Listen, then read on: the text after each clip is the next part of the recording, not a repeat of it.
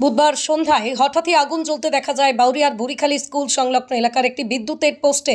এদিকে হঠাৎ এমন ঘটনা ঘটায় পথ চলতি মানুষ থেকে শুরু করে স্থানীয়দের মধ্যে ছড়িয়ে পড়ে চাঞ্চল্য। স্থানীয়দের পক্ষ থেকে খবর দেওয়া হয় বাউরিয়া থানায়, খবর দেওয়া হয় স্থানীয় বিদ্যুৎ দপ্তরেও।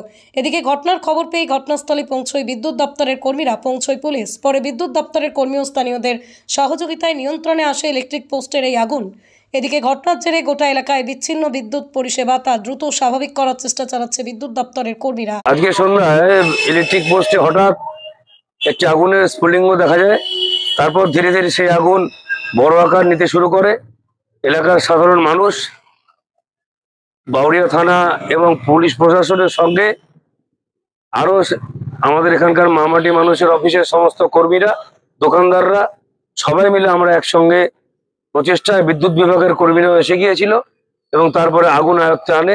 না হলে এই আগুন বিধ্বংসী আকার ধারণ করতে পারত, কিন্তু খুব অল্প সময়ের মধ্যেই এই আগুনকে আয়ত্তে আনা হয়েছে এবং কোনো রকম ক্ষতির সম্ভাবনা এখন দেখা যায়নি, কোনো রকম হতাহতের খবর নেই এই পর্যন্ত।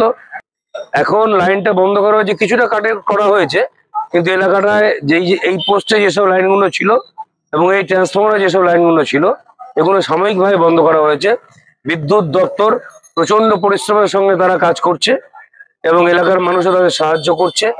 এইভাবে এখন পরিস্থিতি, এলাকা অন্ধকার আছে, অর্ধেকটা জ্বলছে লাইট, অর্ধেকটা জ্বলছে না। না, খুব একটা সাময়িক অসুবিধা স্বাভাবিক হচ্ছে, কিন্তু আমরা চেষ্টা করছি এলাকার মানুষের সহযোগিতায়, বিদ্যুৎ বিভাগের সহযোগিতায় লাইটগুলো খুব তাড়াতাড়ি জ্বালিয়ে দেওয়ার। আশেপাশে দু একটি পুজো কমিটির হয়তো অসুবিধা হচ্ছে, তার জন্য আমরা সহযোগিতা প্রার্থনা করছি। আমার নাম বাপ্পাদিত্য রক্ষিত।